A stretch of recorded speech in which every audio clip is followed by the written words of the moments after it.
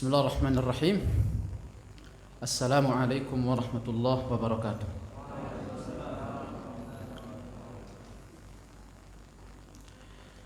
Innal hamdalillah nahmaduhu wa nasta'inuhu wa nastaghfiruh wa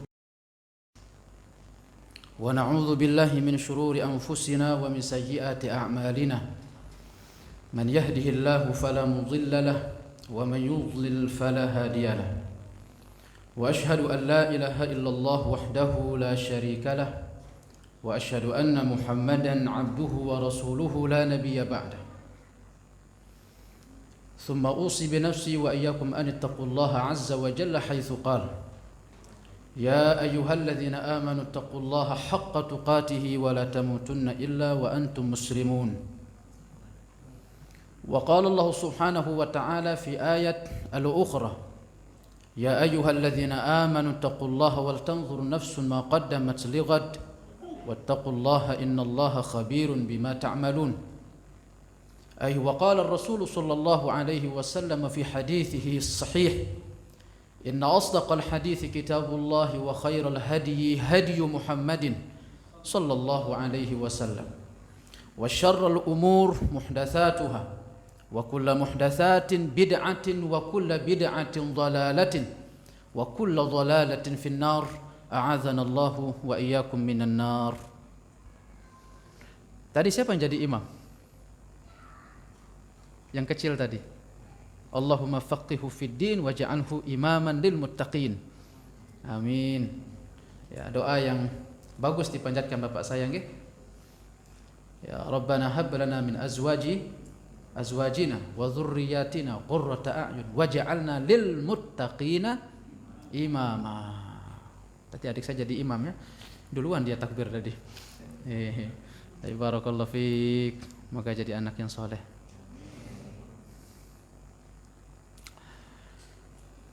Ada ibu-ibu saya? Ada. Baik, ibu-ibu saya dan bapak-bapak saya yang turut hadir di maghrib hari ini.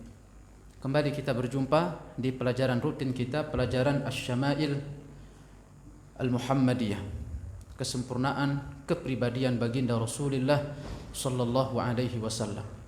Untuk melanjutkan bahasan kita yang sudah kita sentuh, bahasan dari sebelumnya, dan insyaallah kita akan masuk di maghrib hari ini sambil kita menunggu waktu Isya, yaitu tentang khabar babu ma jaa fi sifati idami Rasulillah sallallahu alaihi wasallam. Sebuah bab atau khabar, berita yang sampai kepada kita tentang sifat lauk pauknya baginda Rasulullah sallallahu alaihi wasallam. Sebelum kita masuk ke materi, ada nasihat bagus sebelum kita masuk ke materi ini bapak saya. Dari materi yang akan kita bahas nanti memberikan potret kepada kita bahwa seorang muslim itu hendaknya dia melihat sesuatu itu selalu dalam kondisi wasatah, yaitu pertengahan. Di pelajaran sebelumnya kita sudah isyaratkan bahwa bagaimana kaifiyat baginda Rasulullah sallallahu alaihi wasallam makan. Di antaranya adalah Rasulullah sallallahu alaihi wasallam tidak pernah makan di atas meja. Bukan karena meja itu haram, bapak saya. Bukan karena meja itu tidak boleh untuk dipakai. Hukumnya adalah hukumnya mubah, boleh untuk dipakai. Tetapi demikian, dari riwayat-riwayat yang datang kepada kita bahwa Rasulullah sallallahu alaihi wasallam tidak pernah didapati beliau makan di atas meja, dan selalu makan di atas hampar yang terbuat dari kulit. Apa makna atau potret yang bisa kita ambil dari sini bapak-bapak saya dan ibu saya? Seorang muslim yang pandangannya bagus terhadap dunia itu adalah selalu melihat sesuatu itu dengan pertengahan. Tidak terlalu tinggi dan juga tidak terlalu rendah. Maka disebutkan oleh Syekh Abdul Razzaq Al-Badr hafizahullahu ta'ala ketika beliau mensyarah tentang hadis-hadis potret bagaimana lauk pauknya baginda Rasulullah sallallahu alaihi wasallam. Artinya bahwa makna yang tersirat dari hamparan yang beliau letakkan antara meninggi dan antara tidak terlalu rendah, antara langit dan antara bumi, beliau letakkan hamparan, yaitu pertengahan. Makanya di antara doa Rasulullah sallallahu alaihi wasallam, Allahumma knini bi fadlika an haramika, Allahumma kfini bi halalika an haramika. Ya Allah, cukupkanlah aku dengan yang halal darimu dari yang haram. Ini doa Rasulullah sallallahu alaihi wasallam. Ibu saya, beliau tidak berdoa muluk-muluk terlalu tinggi jadi orang kaya raya, tidak. Karena umumnya jiwa itu tidak mampu untuk bertahan di itu. Ketika orang terlalu tinggi, kadang-kadang dia terbuai di atas ketinggian, dia lupa pada area pertengahan dan bawah. Maka Rasulullah sallallahu alaihi wasallam cukup beliau berdoa untuk minta kecukupan di hari itu. Dicukupkan dengan hal yang halal dari yang haram. Dan itu juga semangat ini yang kita dapati dari nasihat-nasihat Rasulullah sallallahu alaihi wasallam kepada para sahabatnya, termasuk Abdullah bin Umar radhiyallahu taala anhuma, sahabat kecil dari baginda Rasulullah sallallahu alaihi wasallam. Beliau bercerita, akhadha Rasulullah sallallahu alaihi wasallam bimankibi. Rasulullah sallallahu alaihi wasallam pernah memegang pundakku dari belakang. Lalu Rasulullah sallallahu alaihi wasallam berkata kepada Abdullah bin Umar, kun fid dunya ka'annaka gharibun aw 'abiru sabil. Wahai Abdullah, jadilah engkau di dunia ini seumpama seperti orang apa? Seperti seorang pengembara atau hanya seorang penyeberang jalan. Keberadaan kita di dunia. Ini tema sebelum kita masuk. Ini nanti akan potret yang kita dapatkan dari tema besarnya, bagaimana sifat lauk pauk baginda Rasulullah sallallahu alaihi wasallam. Keumuman kita, bapak saya dan ibu saya, seseorang itu jiwanya lebih bertahan ketika dia diuji dengan kekayaan, tetapi jiwanya lemah ketika dia diuji dengan apa? Dengan kemiskinan. Padahal jauh Rasulullah sallallahu alaihi wasallam telah memilih kehidupan itu untuk menjadi ujian hidup terberat beliau sallallahu alaihi wasallam. Maka banyak kita dapati ketika seseorang diuji dengan kelemahan, ketika seseorang diuji dengan kekurangan, seakan-akan dunia itu sudah dilipat untuknya. Tidak ada harapan hidup lagi ke depan. Banyak orang ketika dia dalam kondisi lapang, Masya Allah, rajinnya luar biasa, Masya Allah, dia datang ke kajian, Masya Allah. Tetapi ketika diuji oleh Allah dengan kekurangan, buyar, lupa segala-galanya. Dan bahkan berani mulai untuk memprotes Allah. Kenapa saya dibeginikan? Apa salah saya? La ilaha illallah. Di sini pernah kita bahas sebelumnya tentang bagaimana seorang muslim melihat musibah itu di pelupuk matanya. Maka inilah bapak saya dan ibu saya. Harusnya seorang muslim itu mampu untuk dia menumbuhkan kepekaan atau rangsangan di dalam jiwanya itu di pelupuk matanya. Hadir setiap hari itu adalah kematian, menyongsong kehidupan yang kekal dan abadi. Maka insya Allah dengan pelupuk mata yang seperti ini, seseorang tidak akan terlalu hirau dengan kehidupan dia kaya mau dia miskin. Ya, antara dia mempunyai mobil, antara dia punya motor, antara dia mempunyai sepeda, itu enggak dihiraukan. Karena kenapa? Di pelupuk matanya itu adalah akhirat. Dan itulah baginda Rasulullah sallallahu alaihi wasallam. Dan Rasulullah tidak pernah di pelupuk mata beliau itu untuk cemburu kepada dunianya orang-orang yang hidup di dalam kekaisaran yang kaya raya. Hidup di atas kemegahan. Ya, bahkan hanya tempat untuk membuang kotorannya saja dibuat dari emas. Di masa beliau sallallahu alaihi wasallam, di sekeliling beliau raja-raja yang berkuasa pada saat itu. Maka itulah yang menyebabkan beberapa tokoh-tokoh itu masuk Islam. Karena melihat seorang nabi, melihat seorang rasul yang harusnya mungkin hidup dengan kekayaan di atas rata-rata, tetapi Rasulullah sallallahu alaihi wasallam memilih hidup dari kebalikan itu semua. Karena itulah ciri kenabian dan rasul. Karena seseorang yang faham tentang Taurat dan Injil, ya, dia faham tentang bagaimana ciri-ciri Rasulullah sallallahu alaihi wasallam yang diutus setelah Nabi Isa sebagai penutup para nabi dan rasul, Muhammad ibni Abdullah salawatullah alaihim ajma'in. Bapak saya dan ibu saya, di sini juga sekaligus nasihat kita. Yang masih sangat lemah untuk bagi seorang muslim itu adalah menghadirkan kematian di pelupuk matanya. Yang bisa untuk menggiring atau membimbing dirinya untuk merasa puas dengan nikmat Allah yang sudah Allah berikan kepada dia. Coba kita perhatikan tadi sabda Rasulullah, kun fid dunya ka'annaka gharibun aw 'abiru sabil. Ya Abdullah, jadilah engkau di dunia ini seumpama orang yang asing atau seumpama orang penyeberang jalan. Maka Abdullah bin Umar memberikan nasihat secara tersendiri. Kata beliau, idza amsayta fala tantazirus sabah wa idza asbahta fala tantaziril masa. Engkau ketika berada di siang hari jangan tunggu pagi hari, dan ketika engkau berada di pagi hari jangan engkau tunggu siang hari. Ini menunjukkan seorang muslim itu menjadi tujuan hidupnya adalah amal saleh. Tujuan hidupnya adalah amal saleh. Ibu saya dan bapak saya yang mampu dihidupkan di hati dan jiwa-jiwa para sahabat Nabi sallallahu alaihi wasallam adalah tentang hari yang akan kekal dan abadi, yaitu akhirat. Yaitu tentang kematian yang akan memutus tentang lezatnya dunia. Maka baginda Rasulullah sallallahu alaihi wasallam jauh hari telah bersabda tentang itu, al-kayyisu man dana nafsahu lil maut. Orang yang cerdas itu adalah orang yang mempersiapkan dirinya untuk menyongsong hari kematiannya. Jadi tidak ada waktu seseorang itu untuk bergulat di dunia ini hanya untuk memperebutkan berapa dari receh uang tersebut. Tidak ada waktu bagi seorang muslim untuk berebut tentang kursi kekuasaan, yang memang notabene semua itu adalah untuk meraih kekuasaan. Maka seorang muslim tatapan hidupannya itu adalah akhirat yang kekal dan abadi. Dan nasihat-nasihat Rasulullah sallallahu alaihi wasallam banyak tentang itu.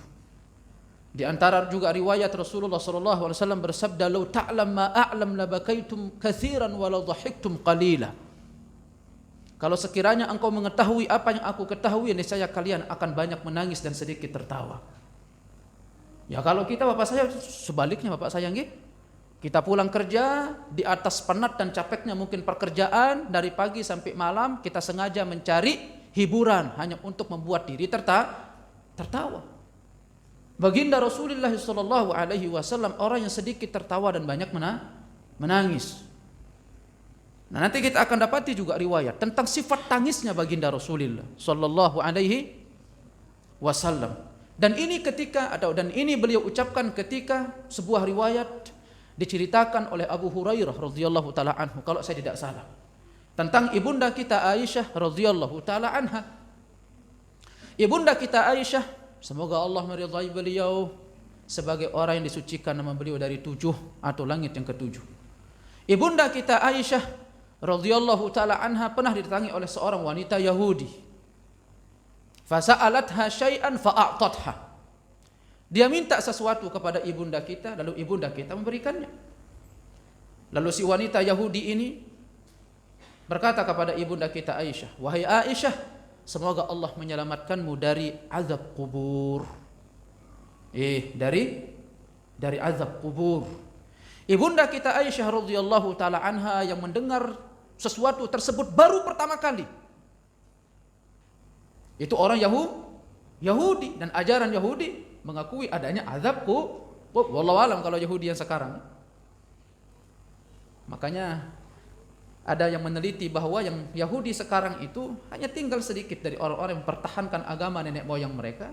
Banyaknya adalah ateis, orang yang mengingkari Tuhan atau orang yang mengingkari tentang hari akhirat. Ala kulli hal, itu masalah lain. Lalu hal ini disampaikan oleh ibunda kita Aisyah kepada Rasulullah sallallahu alaihi wasallam. "Ya Rasulullah, tadi aku didatangi oleh seorang wanita Yahudi. Lalu dia meminta sesuatu kepadaku, lalu aku berikan. Lalu dia katakan, semoga engkau dijaga dari azab kubur." Lalu ibunda kita Aisyah bertanya kepada Rasulullah, "Ya Rasulullah, apakah kubur ada azabnya?" Lalu Rasulullah sallallahu alaihi wasallam bersabda, "La." Lalu baginda Rasulullah mengatakan, tidak ada. Tidak ada azab kubur. Lalu begitu beliau ingin kembali membalikkan badan ibunda kita, dipanggil oleh Rasulullah sallallahu alaihi wasallam. Lalu Rasulullah mengatakan, sesungguhnya telah diwahyukan kepadaku, inni la uhiya ilaih. Sesungguhnya telah diwahyukan kepadaku, innakum muftanuna bi quburikum. Sesungguhnya kalian kelak akan diuji di dalam kubur-kubur kalian. Akan diuji, difitnah di kubur-kubur kita. Lalu Rasulullah sallallahu alaihi wasallam mengatakan, ista'idzu min azabil qabr. Minta perlindunganlah kepada Allah dari azab adab kubur. Maka disitulah Rasulullah berucap, "Lau ta'lamu ma a'lam labakaitum katsiran walau dhahiktum qalila." Kalau sekiranya kalian tahu apa yang aku ketahui, niscaya kalian akan sedikit tertawa dan banyak menangis. Kaum muslimin, ibu saya dan bapak saya, dan bahkan nasihat-nasihat seputar itu sering dan kerap sekali Rasulullah Shallallahu Alaihi Wasallam nasihatkan. Ketika ada seorang jenazah diantarkan ke pemakaman jenazah kubur Baqi Al-Gharqad, sebagaimana riwayat ini datang dari sahabat yang mulia Al-Barra ibnu Azib radhiyallahu taala anhu, ay kunna fi janazatin fi Baqi'il Gharqad, kata beliau, kami, kata Imam Al-Barra ibn Azib radhiyallahu taala anhu, kami bersama sahabat-sahabat yang lain mengantarkan seorang jenazah untuk dimakamkan di penguburan Baqi' Al-Gharqad. Fa'atana an-nabiy sallallahu alaihi wasallam wa qa'adna haulah. Lalu Rasulullah sallallahu alaihi wasallam di sela-sela itu beliau datang. Beliau duduk dan kita ikut duduk mengitari di sekitaran beliau sallallahu alaihi wasallam. Maka ini sunnah bapak saya, ibu saya ketika melakukan proses pemakaman jenazah di kuburan, maka sunnah untuk memberikan nasihat pada waktu itu. Bahkan Al-Barra ibn Azib berkisah tentang kejadian hari itu. Wa ka'anna ala ru'usina at-tayr. Wa ka'anna ala ru'usina at-tuyur. Seakan-akan di atas kepala kita itu ada burung-burung yang bertebangan. Karena saking khusyuk dan menunduknya ketika mendengar nasihat dari Rasulullah sallallahu alaihi wasallam, wa huwa yulhadu lahu. Sambil digalikan kuburan, sambil Rasulullah sallallahu alaihi wasallam memberikan nasihat kepada para sahabatnya. Maka ini sunnah. Ketika seseorang sambil menggali kuburan, satu orang ditugaskan untuk memberikan nasihat tentang hari kematian yang memutuskan tentang kelezatan dunia. Ibu saya dan bapak saya. Lebih lanjut Rasulullah sallallahu alaihi wasallam memperingatkan sahabatnya tentang kehidupan yang setelah dari dunia, kubur atau akhirat. Kata Al-Barra ibn Azib, Rasulullah sallallahu alaihi wasallam bersabda, "Innal 'abdal mu'min idza kana fi iqbalil akhirah wa inqita'id dunya." Kata baginda Rasulullah sallallahu alaihi wasallam, sesungguhnya seorang mukmin kalau telah datang waktu dia dijanjikan untuk menghadap ke akhirat dan diputus perkaranya dari dunia, nazala ilaihi malaikatun bidul wujuh, lalu turun kepada dia malaikat-malaikat yang wajahnya itu terang, putih. Ini dihadapi ketika orang dalam sakratul maut, bapak saya dan ibu saya. Maka ketika seseorang dalam kondisi sakratul maut, akal sehatnya atau akal sadarnya dinonaktifkan. Karena yang bertindak saat itu adalah kesehariannya. Kalau kesehariannya baik, maka insya Allah dalam kondisi sakratul maut akan ditampakkan hal-hal yang baik. Tetapi kalau dia kesehariannya adalah keburukan, maka kemungkinan besar akan ditampakkan keburukan. Maka semoga kita bagian dari orang-orang yang dimudahkan lisan kita untuk mengucapkan kalimat tauhid. Karena di antara sunnah, seorang keluarga itu disunnahkan untuk berada di sisi orang keluarganya yang dalam sakratul maut untuk dibimbing untuk mengucapkan kalimat la ilaha illallah. Man qala la ilaha illallah dakhala al-jannah. Siapa man kana akhiru kalamihi la ilaha illallah dakhala al-jannah. Siapa yang akhir ucapannya adalah la ilaha illallah, maka dia masuk surga. Tapi ini tentu bapak saya yang akan memudahkan lisan itu adalah amal saleh untuk dia mudah mengucapkan kalimat tauhid. Kisah yang sangat masyhur, secara pendek saya sebutkan. Seorang anak muda ketika dia ditabrak, lalu dalam sakratul maut, terucap dari lisannya tidak ada kecuali ayat suci Al-Quran. Pada waktu tersebut ada seseorang, kita katakan polisi, ya polisi kalau bahasa kita di Indonesia, ditugaskan di suatu perbatasan tertentu untuk menjaga perbatasan. Lalu qaddarullah, melaju sebuah mobil Keluar dari mobil tersebut seorang anak muda, lalu seorang anak muda tersebut datang dari arah yang bersamaan, lalu ditabrak di tempat yang sama, dan sakratul maut di tempat yang sama. Lalu polisi yang berjaga-jaga tadi segera untuk menghadap atau mengarah ke tempat kejadian.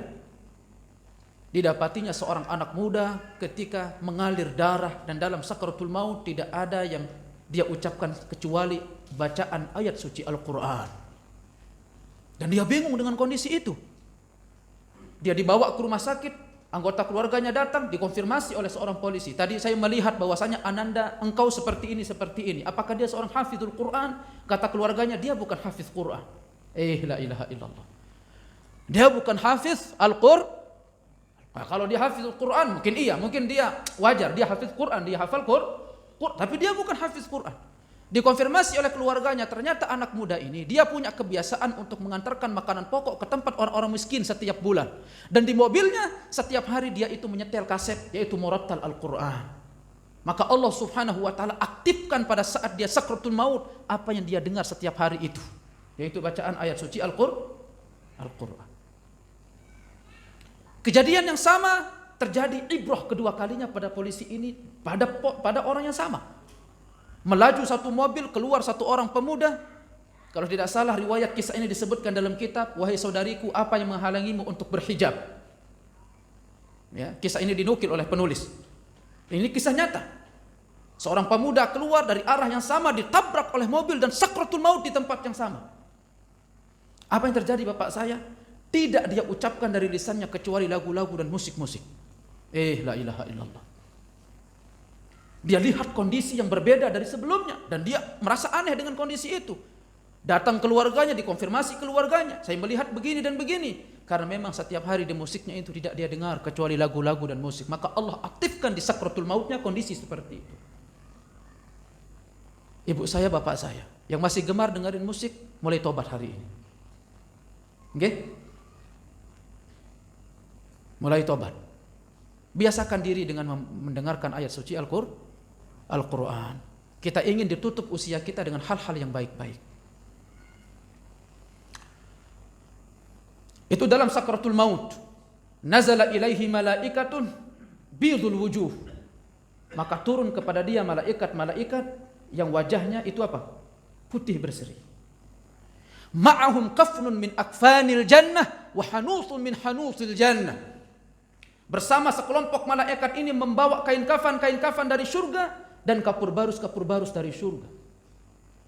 Lalu duduk berbaris di sisi orang yang menghadapi sakratul maut. Dan dia dilihat maddal basar, sepanjang penglihatan itu bisa dilihat. Dan mungkin bisa dilihat oleh orang yang menghadapi sakratul maut. Dalam kondisi seperti itu bapak saya, fayatihi malakul maut, fayaji'u malakul maut. Lalu disitulah malaikat maut datang. Disitulah malaikat maut datang. Ketika seorang ini adalah seorang mukmin, maka malaikat maut duduk di dari sebelah sisi dari kepalanya. Sekelompok malaikat datang, lalu terakhir datang malaikat maut duduk di sebelah sisi kepalanya. Lalu malaikat maut mengatakan, ya ayyatuhan nafsul mutmainnah. Dalam riwayat lain disebutkan, ya ayyatuhan nafsul thayyibah, ukhruji ila maghfiratin minallahi wa ridwan. Wahai engkau jiwa yang baik, wahai engkau jiwa yang tenang, keluarlah engkau menuju ampunan dan rahmat Allah Subhanahu wa taala. Fatakhruju. Lalu ruhnya atau nyawanya keluar. Fatakhruju kama fatakhruju fatasilu kama tasilul qatratu min fayyis siqa. Disebutkan oleh Rasulullah sallallahu alaihi wasallam. Maka ruhnya dicabut oleh malaikat, nyawanya dicabut dengan kondisi mengalir sebagaimana air itu mengalir dari mulut ceretnya, lembut. La ilaha illallah. Itu kondisi seorang mukmin.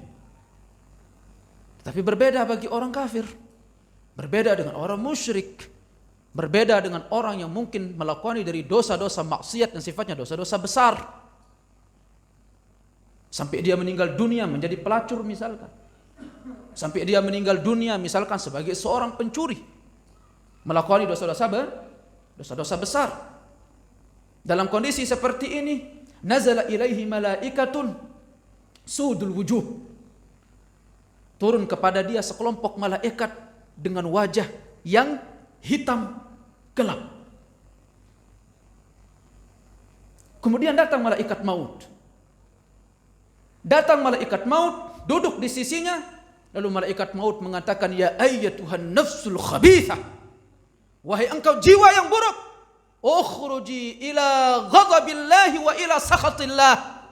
Malaikat maut mengatakan, dicabut nyawanya, dia keluarlah engkau menuju kemurkaan dan kemarahan Allah Subhanahu wa taala. Dia keluar, lalu disebutkan dalam riwayat oleh Rasulullah sallallahu alaihi wasallam, fatufarraqu fi jasadi. Dia dikoyak-koyak, dia punya nyawa, dikoyak-koyak, dia punya ruh di dalam jasadnya. Fayantazi'uhu kama yantazi'us sufud minas sufil mablul.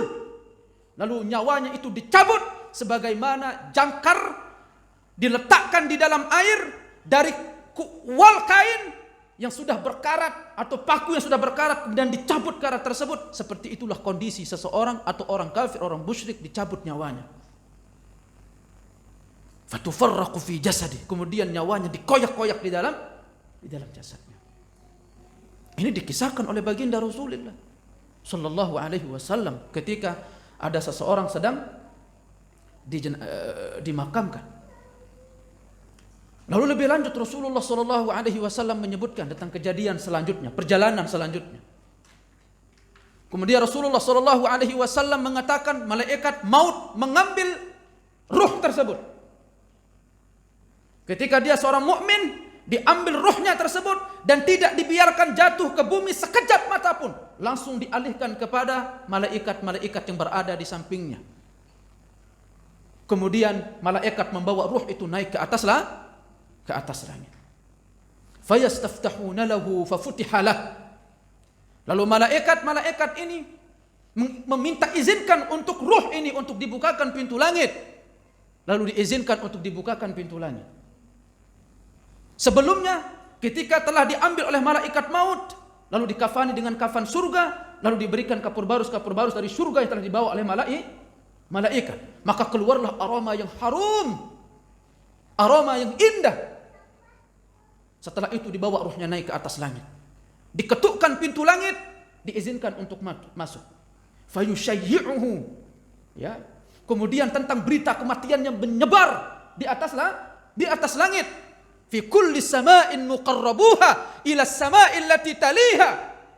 Seorang mukmin ketika dibukakan pintu langit, fayushayyi'uhu, tentang berita kematiannya penuh di langit. La ilaha illallah. Mungkin dia orang yang terselip namanya di dunia bapak saya. Dia tidak ada orang yang mengenalnya. Bagaikan akar di bumi, siapa yang akan tahu? Siapa yang akan mengenal? Enggak ada.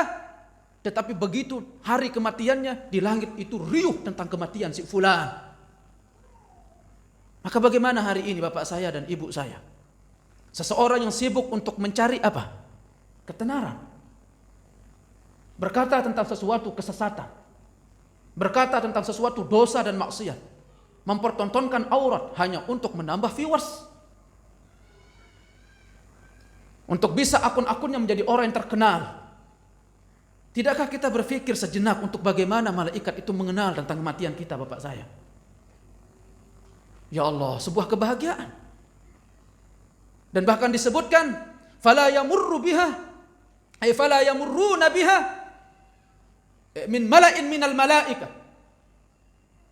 Malaikat yang membawa ruh ini tidak lewat dari satu sekumpulan malaikat kecuali malaikat bertanya, "Ma hadzal ruhul thayyib?"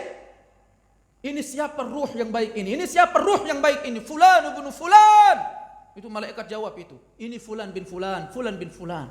Bi ahsani asma'ihi allati kanu yusammunahu biha fid dunya. Dia akan disebut dengan nama yang dulu dia dikenal dengan sebaik-baik nama yang pernah dia disebut di dunia. Ahli sedekah. Dia akan disebut si fulan ahli sedekah. Dia ahli salat malam, dia akan disebut dengan fulan ahli salat malam. Dia seorang yang hafizul Quran, dia akan disebut seorang hafizul Quran 30 juz disebut.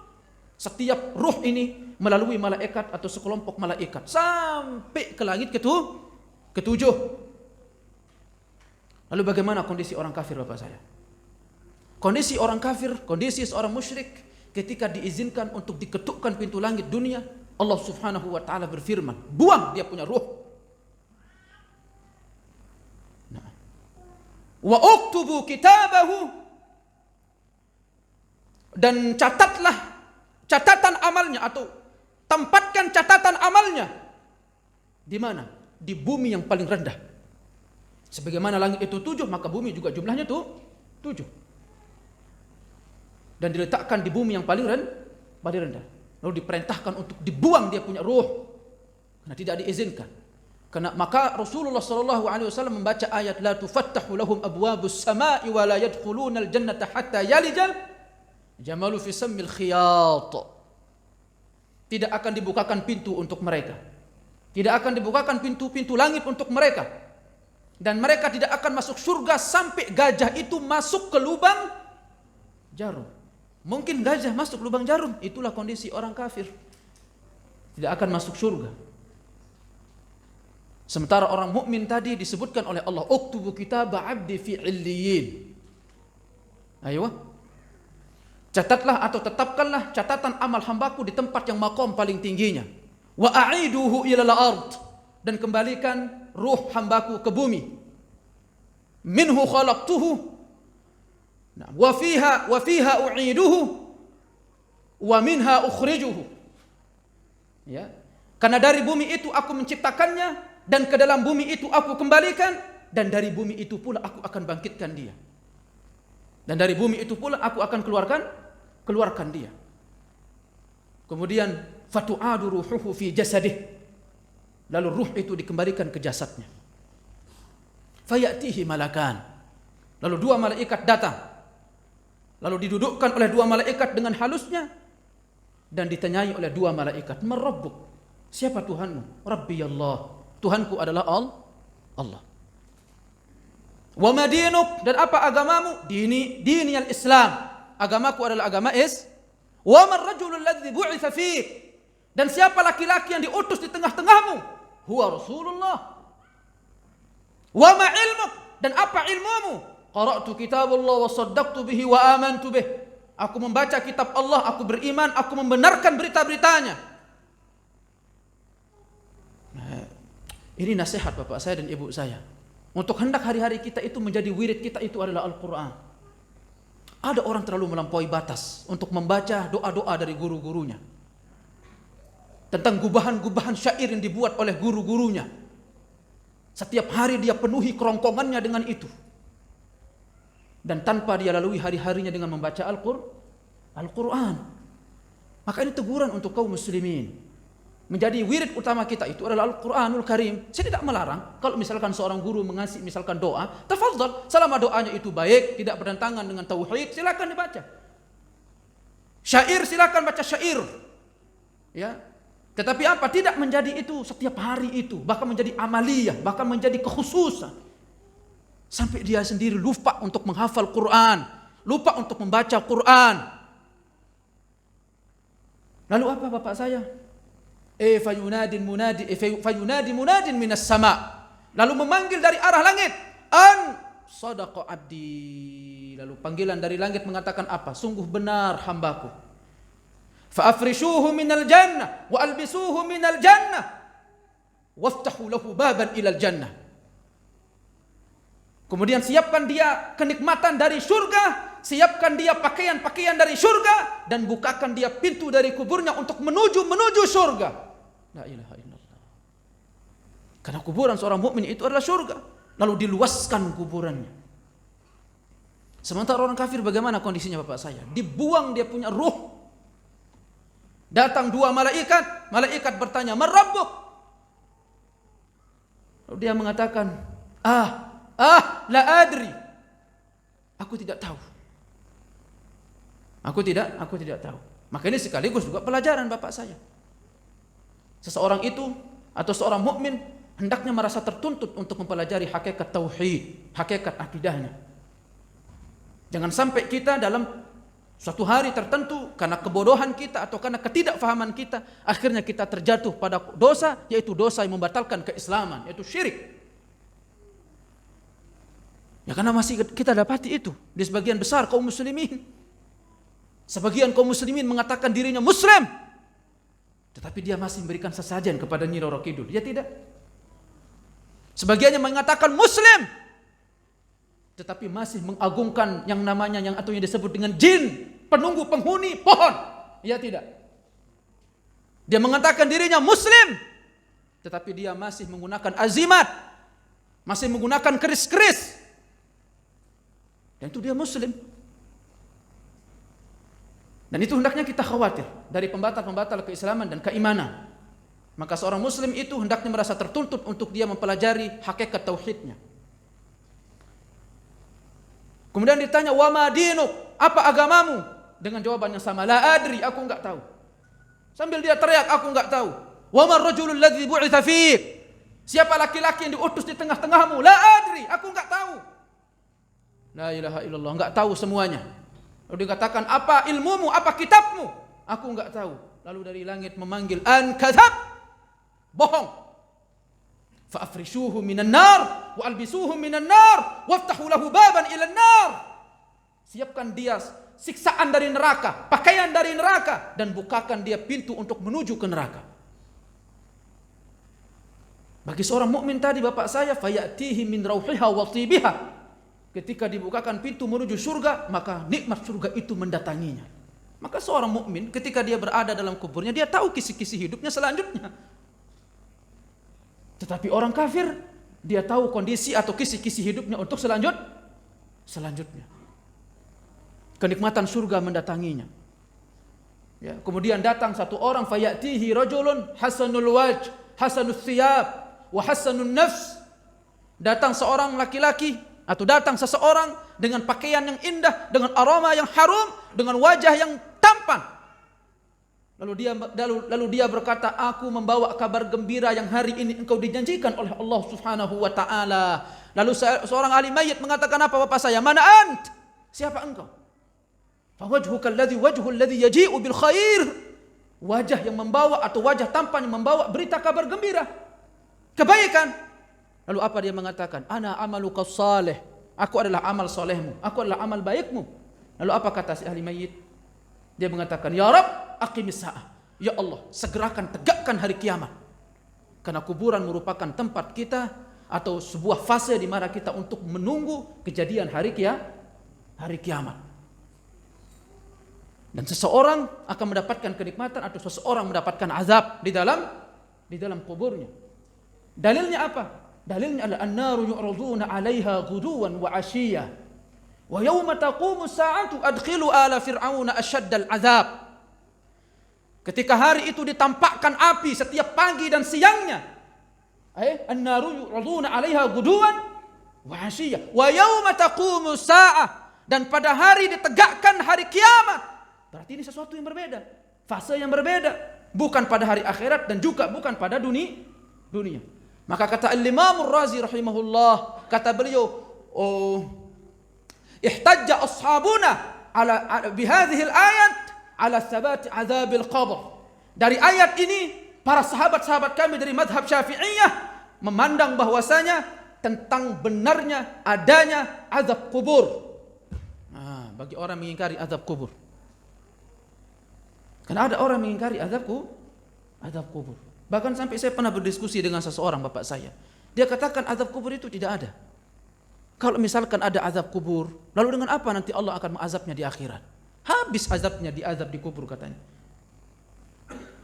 La ilaha illallah.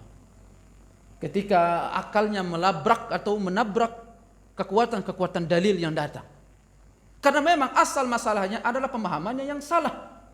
Pemahamannya yang sesat. Ketika dia tidak mengakui tentang hadis ahad di dalam bab akidah. Karena umumnya riwayat-riwayat yang datang tentang azab kubur itu diriwayatkan dengan hadis ahad. Saya tidak bahas di sini. Tetapi ini menunjukkan bahwasanya ittifaq atau ijma' ahlus sunnah, dan dia bagian dari akidah ahlus sunnah. Dan siapa yang mengingkari ini maka dia mengingkari ijma', dan dia keluar dari ijma'. Dan siapa yang mengingkari ijma' min mubtilatil Islam, dan bagian dari pembatal-pembatal keislaman ketika mengingkari sesuatu yang sudah ditetapkan atau mengingkari sesuatu yang sudah diharamkan. Dia ingkari tentang adanya azab kubur. Kita sampai mana tadi? Kemudian dibukakan pintu menuju neraka. Kemudian azab neraka itu datang. Azab neraka itu datang dan dia disiksa. Ya, sesuai dengan kadar siksaan yang Allah berikan. Maka apa kata ahli mayyit? Datang seorang kepada dia dengan wajah-wajah yang buruk, dengan aroma-aroma yang busuk, pakaian-pakaian yang buruk. Mana ant? Siapa engkau? Dengan wajah yang buruk, membawa kabar gembira yang buruk. Apa dia berkata? Ana amaluka as-sayyi. Aku adalah amal buruk. Ana amalukal khabith. Lalu apa dia berkata? Ibu saya, bapak saya, ya Rabb, la tuqimis sa'ah. Ya Allah, jangan engkau tegakkan hari kiamat. Kenapa? Karena dia takut. Karena dia tahu kisi-kisi kehidupan selanjutnya. Ya, fasanu yassiruhu lil yusra. Maka yang dimudahkan oleh Allah maka akan dimudahkan. Nah, bapak saya, ibu saya. Demikian banyak dari riwayat-riwayat yang menyebutkan tentang pemutus kelezatan atau kematian. Untuk memberikan potret sebuah kehidupan seorang muslim itu hendaknya bagaimana dia menakar dunia. Jangan sampai kita kebablasan. Ya, jangan sampai kita kebablasan. Maka seorang muslim, seorang mukmin, dia melihat sesuatu itu selalu pada pertengahannya. Tidak terlalu tinggi dan tidak juga terlalu rendah. Tetapi seseorang itu berada pada pertengahannya. Sebagaimana nanti potret yang akan kita dapati dari sifat atau khabar yang datang tentang Rasulullah sallallahu alaihi wasallam. Babu ma jaa fi sifati idami Rasulillah sallallahu alaihi wasallam. Bab yang datang dalam pensifatan lauk pauk Rasulullah sallallahu alaihi wasallam. Al-idamu wal udmu ma yu'tadamu bihi wa huwa ma yu'kalu bil khubzi ayyan kana. Idam yang kita sebut dengan lauk pauk itu adalah merupakan lauk pauk peneman untuk makan roti. Ya, peneman untuk makan roti. Ya. Wa summiya bidzalika li'annahu yaj'alul khubza mulaiman lil insani wa yuslihuhu lahu. Ya, kenapa disebut demikian? Karena menjadikan roti itu menjadi berisi, ya, dan apa istilahnya, memberikan nikmat pada rasanya. Ya tidak? Kita makan nasi tanpa lauk nikmat atau tidak? Kurang nikmat, ya. Tetapi kalau lauknya adalah ikan, lauknya adalah apa? Daging misal begitu, kan menjadi enak. Ah, itu yang disebut dengan apa? Itu yang disebut dengan idam. Hadis yang pertama tentang ini. Sudah Isya? Masya Allah, antum nggak ngasih tawanan lagi. Tafadhal, azan dulu. Alhamdulillah wassalatu wassalamu ala Rasulillah. Ada bab yang kita terlewat, ya, yaitu bab sifat rotinya Rasulullah sallallahu alaihi wasallam. Kita belum masuk ke bab lauk pauknya baginda. Kita akan berbicara tentang, karena makanan beliau hari-hari adalah roti, ya, atau roti yang terbuat dari gandum. Dan roti beliau sallallahu alaihi wasallam terbuat dari gandum, jenis gandum yang paling rendah. Ya, jenis gandum yang paling rendah. Riwayat tentang ini kita sebutkan di antaranya dari ibunda kita Aisyah radhiyallahu taala anha, beliau berkata, "Ma syabi'a alu Muhammadin sallallahu alaihi wasallam min khubzis sya'ir yawmain mutatabi'ain." Tidak pernah kenyang keluarga Muhammad sallallahu alaihi wasallam dari roti syair. Ya, roti syair. Roti syair, roti yang dibuat dari gandum. Tetapi gandumnya bagian dari gandum yang paling rendah jenisnya. Nah, kalau kita di Indonesia mungkin ada beras Cianjur begitu, ya, harganya sekian. Ada beras itu sampai harganya sekian, yang banyak sekali. Apa namanya? Apa namanya itu? Ya, itu sudah ya bahasanya. Seperti itulah gandumnya Rasulullah sallallahu alaihi wasallam. Dan itu pun bapak saya, ibu saya, beliau tidak pernah kenyang bersama keluarganya dari roti gandum. Yaumaini mutatabi'ain. 2 hari berturut-turut enggak pernah kenyang. Kalau kita setiap hari kan kenyang. Ya, saya rasa bapak pulang sekarang pasti mampir makan sama istrinya. Sallallahu alaihi wasallam, beliau tidak pernah kenyang selama 2 hari berturut-turut. Makan itu enggak pernah kenyang. La ilaha illallah. Dan itu berlanjut atau berlangsung hatta qubida Rasulullah sallallahu alaihi wasallam. Dan kondisi itu berlanjut bapak saya sampai Rasulullah wafat. Jadi setiap 2 hari itu Rasulullah enggak pernah kenyang. Kapan beliau kenyang? Kalau beliau diundang makan. Atau kalau ada orang yang mengantarkan makanan, sallallahu alaihi wasallam. Maka di sini berkomentar Asy-Syaikh Abdul Razzaq Al-Badr, kata beliau, wa fi hadza bayan taqallulihi sallallahu alaihi wasallam min at-ta'am. Ini menunjukkan bahwa persediaan makanan di rumah Rasulullah itu sangat sedikit. Kalau antum ya Allah mungkin di kulkas itu banyak macam-macamnya ya, jenisnya, enggak buah, enggak makanan, sampai enggak habis kadang di kulkas itu. Wa fihi aidan hawanud dunya 'ala Allah jalla jalaluhu. Ini menunjukkan hinanya dunia di hadapan Allah Subhanahu wa ta'ala. Lianna an-nabiy sallallahu alaihi wasallam huwa afdalu ibadillah. Karena beliau adalah seafdal seutama hambanya Allah. Yabitu ja'ian wa laysa 'indahu syai'. Beliau bermabit atau bermalam dalam kondisi perut dan tidak memiliki sesuatu yang untuk beliau makan. Mimma yadullu ala hawani dunya 'ala Allah. Falau kanat 'azimatan la a'taha bi ajmali bahjatiha wa ahsani mat'amiha wa mashrabiha wa malbasiha afdal ibad. Karena kalau sekiranya dunia itu merupakan yang baik di sisi Allah, maka pasti akan diberikan kepada nabinya atau diberikan kepada Rasul. Tapi dunia itu enak memang ya. Nah, ini gambaran keluarga Rasulullah sallallahu alaihi wasallam yang mana beliau tidak pernah kenyang dari memakan roti 2 hari berturut-turut. Dalam riwayat lain Abu Umamah Al-Bahili beliau berkata, "Ma kana yafdhulu an ahli baiti Rasulillah sallallahu alaihi wasallam khubzus sya'iri." Tidak pernah ada tersisa roti di rumah baginda Rasulullah. Dari rumah keluarga Rasulullah tidak pernah ada tersisa roti. Karena hari itu ada langsung habis. Kalau kita stok ya, pergi ke Alfamart stok per bulan makanan. Padahal di samping kita masih banyak orang yang butuh makanan, tapi pelit, kikir. La ilaha illallah. Dalam riwayat lain Ibnu Abbas berkata, "Kana Rasulullah sallallahu alaihi wasallam yabitul layali al-mutatabi'an tawiyan huwa wa ahlu." Beliau melalui malam-malam beliau dengan kondisi perut kelaparan. Demikian juga keluarga beliau. La yajiduna asya' wa kana aktsaru khubzihim khubz asy-sya'ir. Beliau tidak mendapati makanan yang untuk bisa mengisi perut untuk makan malam. Dan tidak ada roti kecuali roti yang terbuat dari syair, rendah. Ya, yaitu gandum kasar yang banyak kotorannya. Dalam riwayat lain disebutkan dari Sahal bin Sa'ad bahwasanya beliau annahu qila lahu, ditanyakan kepada beliau, akala Rasulullah sallallahu alaihi wasallam an-naqi, yakni al-huwari. Baik, apakah Rasulullah SAW pernah memakan naqi? Naqi itu bersih, yaitu maksudnya gandum bersih. Gandum bersih itu biasa dia diguling atau digiling berulang kali untuk mendapatkan rasa yang enak dan mendapatkan gandum yang halus, ya tidak?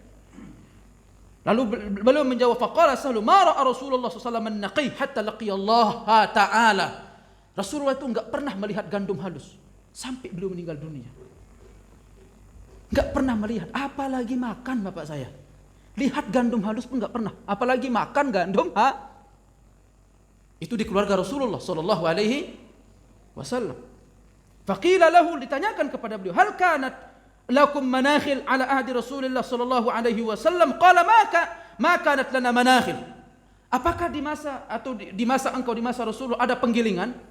Apa kata beliau menjawab, di masa Rasulullah bersama kami tidak ada penggilingan. Faqila kaifa kuntum tasna'una bisyair? Lalu bagaimana kalian menghaluskan gandum menjadi roti untuk kalian makan? Kunna nanfukhuhu fayatiru minhu matara thumma na'jinuhu. Kami tiup, akhirnya terbang sesuatu yang terbang dari kotoran-kotorannya, lalu menjadi bersih dan baru kita ulat menjadi apa? Menjadi gandum. Ya seperti orang kalau masa dulu kita ada nampi itu, dibersihkan dulu kan, dihilangkan gitu kotorannya. Seperti itulah ya Rasulullah sallallahu alaihi wasallam dengan para sahabat. Dalam riwayat lain, ma akala Nabiullah ala khawan. Tidak pernah makan Nabiullah di atas meja, wala fi sukurrujah, wala khubza lahu muraqqaq. Dan tidak pernah makan roti yang sudah dihaluskan atau roti halus. Ya. Faqultu li Qatadah fa'ala ma kanu ya'kulun. Lalu kami bertanya kepada Imam Qatadah, lalu di atas apa mereka makan? Ala hadhihi sufar. Mereka makan di atas hamparan ini. Hamparan terbuat dari kulit. Dalam riwayat lain ibunda kita Aisyah dari Masruq, beliau berkata, aku pernah masuk ke rumah Aisyah radhiyallahu taala anha, fada'at li bi ta'am. Beliau mengajak kita untuk makan. Wa qalat, lalu apa kata ibunda? Ma ashbi'u min ta'amin fa asya'u an abkiya illa bakitu. Lalu ibunda kita mengatakan, aku enggak pernah kenyang dari makanan. Aku enggak pernah kenyang dari makanan. Ini istri Rasulullah sallallahu alaihi wasallam. Aku enggak pernah kenyang dari makanan. Ya, hampir-hampir aku akan menangis, dan aku menangis, kata ibunda. Ya. Qala, lalu Masruq bertanya kepada ibunda, qultu lima? Kenapa? Lalu ibunda kita menjawab, azkurul hal allati faraqa 'alaiha Rasulullah sallallahu alaihi wasallam ad-dunya, wallahi ma syabi'a min khubzin wala lahmin marrataini fi yaumin wahid. Aku menangis, kata ibunda, aku melihat kondisi Rasulullah sallallahu alaihi wasallam sampai beliau meninggal dunia. Demi Allah, beliau tidak pernah kenyang dari roti dan tidak pernah makan daging 2 hari berturut-turut. Itulah yang ditangisi oleh siapa? Ibunda kita Aisyah radhiyallahu ta'ala anha.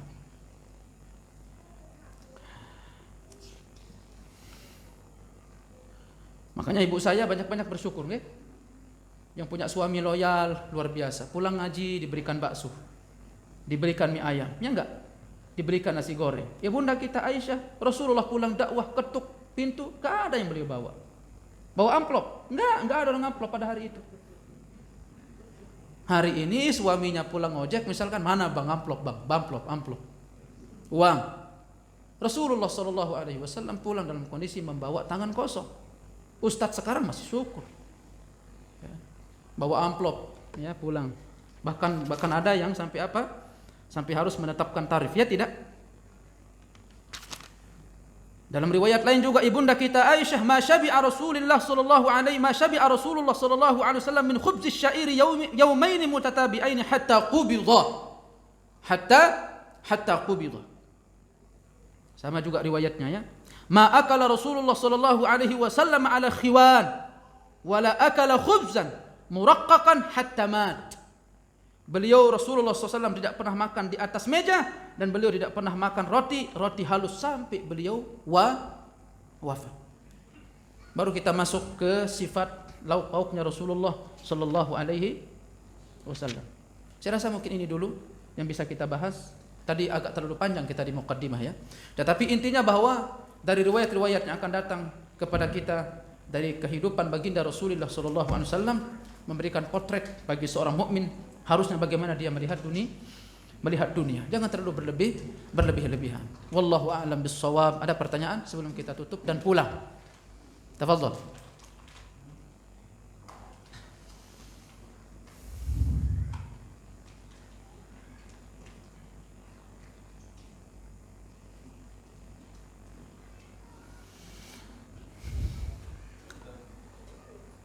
Baik, tafadhal.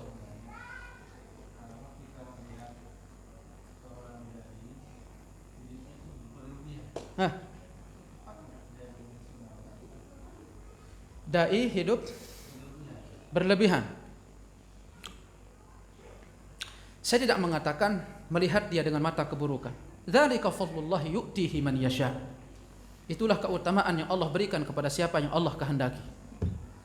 Tetapi tidak selayaknya bagi seorang panutan agama untuk memotret diri bagi kaum muslimin tentang hidup bermewah-mewah. Keesokan harinya bawa Alphard, keesokan harinya bawa mobil ini, keesokan harinya bawa ini. Lebih berhasil muridnya untuk menunjukkan tentang hidup yang sederhana daripada si ustadz. Ya, karena ala kulli hal, Bapak saya, semua orang bisa masuk ke pintu fitnah, baik dia ustadz maupun apa. Bahkan ustadz lebih memungkinkan untuk dia masuk ke pintu fitnah daripada yang bukan ustadz. Makanya Uwais Al-Qarni, kenapa beliau memilih hidup untuk menjadi orang yang terselip di dunia? Itulah yang beliau khawatirkan. Menjadi orang yang terkenal, dunia itu mudah masuk. Ketika Uwais Al-Qarni diketahui tentang doa mustajabah oleh Umar ibn Khattab, radhiyallahu taala an.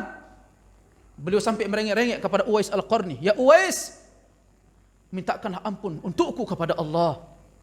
Apa kata Uwais Al-Qarni? "Siapa saya? Saya ini seorang Uwais, seorang tukang cuci piring." Karena beliau datang bersama rombongan dari Yaman, dari suku Qarn. Umar ibn al-Khattab yang mendapatkan wasiat ini dari Rasulullah sallallahu alaihi wasallam, setiap hari beliau menunggu-nunggu di pintu untuk menyambut dari suku Qarn. Sampai benar datang suku Qarn. Akhirnya dia bertanya, "Adakah di antara kalian bernama Uwais?" Dilihat satu persatu oleh pimpinannya, saya rasa tidak ada bernama Uwais. Tetapi sepertinya di belakang ada orang disebut namanya Uwais. Siapa dia? Dia seorang pemegang kuda-kuda kami, tunggangan-tunggangan kami, dan sebagai orang yang mencuci piring kami. La ilaha illallah. Tidak menutup kemungkinan seorang pembantu lebih mulia sisinya daripada seorang ustaz. Lalu Umar bin Khattab dihampirinya, "Apakah engkau Uwais?" "Saya bukan Uwais." Benar, karena dia mengatakan apa? "Saya bukan Uwais." Ditanya lagi sama Umar, "Benar engkau Uwais?" Dia mengatakan, "Ibu saya menamai saya Uwais." Saking ingin terselip di dunia, tidak ada ingin orang mengenalnya. Uwais Al-Qarni adalah orang yang menumbuhkan cinta kepada Rasulullah, yang sangat ingin bertemu dengan Rasulullah sallallahu alaihi wasallam. Dari Yaman ingin bertemu dengan Rasulullah, tapi setiap ingin bertemu dengan Rasulullah terhalang oleh ibunya, dan dia berbakti kepada ibunya. Sampai pada suatu waktu diizinkan untuk bertemu dengan Rasulullah, datang ke Madinah, qadarullah Rasulullah berangkat perang, tidak bertemu dengan Rasulullah. Tetapi beliau membawa cinta itu terus menerus sampai hidup beliau, tidak bertemu dengan Rasulullah sallallahu alaihi wasallam. Maka itulah Rasulullah katakan, siapa yang bertemu dengannya mintalah doa darinya, karena doanya tidak akan ditolak oleh Allah Subhanahu wa taala. Maka Umar bin Khattab meminta doa dari Uwais. Maka setelah itu bapak saya Umar bin Khattab menugaskan gubernur yang ada di Yaman, menugaskan Uwais untuk diberikan tempat tinggal yang layak. Setelah ini saya tidak ingin mendengar tentang kehidupan Uwais, susah. Maka setelah itu Uwais dia memilih untuk hidup menghilang bersama ibunya. Kenapa? Karena Uwais adalah orang yang berbakti kepada orang tuanya. Tidak ingin setelah itu dikenal Uwais Al-Qarni. Orang-orang akan datang minta doa kepada dia, lalu diberikan kehidupan yang layak. Dia lupa kepada akhirat. Akhirnya Uwais menghilang bersama ibunya. Dalam riwayat disebutkan, ketika Uwais meninggal dunia, itu dia telah dihufar, telah digalikan kuburan oleh para malaikat. Itu Uwais bapak saya. Ini ada seorang tokoh agama memperlihatkan kehidupan yang tidak layak seperti itu. Hidup di atas kemewah-mewahan. Dan itulah yang menghilangkan keberkahan saat ini bapak saya. Makanya selalu saya katakan, ini terakhir pertanyaan, saya agak panjang menjawabnya. Dunia pendidikan kita sekarang itu perlu untuk berkabung dan bersedih. Karena PR kita besar hari ini bapak saya. Anak yang salah, lahir dari madrasah itu, tidak serta-merta anak itu kita salahkan. Karena semua harus bekerja sama. Guru, orang tua, anak, tempat, pelajaran. 5 hal ini harus bekerja sama untuk menciptakan anak yang soleh. Saya ingat dulu guru-guru saya. Guru-guru saya adalah orang tidak bergelimang harta. Dia datang dengan sepeda ontelnya. Dia datang dengan motor buntutnya. Tetapi lihat, murid-murid yang lahir dari didikannya berkah. Guru-guru sekarang coba lihat. Dengan kemewahan dan ketenaran nama yang dia miliki, mampu dia ciptakan murid-murid yang bagus. Makanya guru-guru saya mengatakan bahwasanya ilmu yang berkah itu berawal dari guru yang berkah, hatinya mukhlis, ikhlas, menjaga kezuhudan, menjaga kewaraan. Gimana guru datang ke sekolah dengan membawa kemewahan, gimana enggak muridnya ingin ikut sama seperti dia? La ilaha illallah. Guru yang menampakkan kerendahan hati, guru yang menampakkan kesederhanaan, hidup di bawah naungan Al-Quran, hidup di bawah naungan Islam, maka murid, bahkan kita bapak saya pribadi, saya punya guru, itu menjadi panutan saya sampai hari ini. Setiap di meja saya selalu berdoa untuk guru saya. Yang darinya saya bisa baca kitab, yang darinya kita belajar tentang agama. Sampai hari ini melekat ilmu itu. Tapi hari ini mungkin bisa berasal dari guru yang memang tidak berkah ilmunya, akhirnya apa? Menularkan murid-murid yang tidak baik. Akhirnya murid ketengkar di sana sini. Akhirnya murid akhlaknya tidak, ya karena memang guru-guru yang dia lihat setiap harinya akhlaknya tidak baik. Belum lagi sekolahnya, belum lagi teman-temannya, belum lagi pelajaran yang dipelajarinya, belum lagi orang tua. Kadang kita sebagai guru itu sudah sedemikian rupa kita berusaha untuk menciptakan murid ini murid yang bagus. Pulang ke rumah orang tuanya setel musik, pulang ke rumah orang tuanya setel TV, pulang ke rumah orang tuanya nggak pernah baca Quran, pulang ke rumah orang tuanya nggak pernah ke masjid. Gimana untuk dapatkan anak yang baik? Maka 5 partikel ini harus bekerja sama untuk bagaimana kita mendapatkan hasil yang baik. Dan sebuah sekolah itu, ibu, saya tidak dilihat dari menterengnya, tidak dilihat dari mejanya, tidak dilihat dari bayarannya. Sekolah itu murah tetapi berwibawa, dia tidak meminta-minta, maka insya Allah ini bisa menghasilkan murid-murid yang baik. Dan itu yang kita pelajari dari guru-guru. Walhamdulillah. Saya tidak sedang menyindir tentang sekolah-sekolah yang mahal. Itu tentang privasi mereka, mungkin ada kebutuhan tentang mereka. Tetapi kita berbicara tentang sistem pendidikan yang baik, sebagaimana yang telah dibangun oleh para ulama salaf. Mendidik umat, mendidik anak di atas kesederhanaan. Dan itulah menjadi jiwa-jiwa yang kuat setelah dia keluar dari madrasahnya. Itu yang saya pahami bapak saya, dari guru-guru kami. Walhamdulillah guru-guru kami enggak pernah ada mencontohkan seperti demikian. Dan na'udzubillah, guru-guru sekarang kebalikan dari guru-guru kita masa silam. Tapi tetap kita katakan, kita tidak mencurigai kehidupan seseorang. Tetapi seorang guru, seorang ustadz, hendaknya dia menjadi panutan pertama dalam memilih kehidupan kesederhanaan. Wallahu a'lam bissawab. Subhanakallahumma hamdika asyhadu an la ilaha illa anta astaghfiruka wa atubu ilaik. Assalamualaikum warahmatullahi wabarakatuh.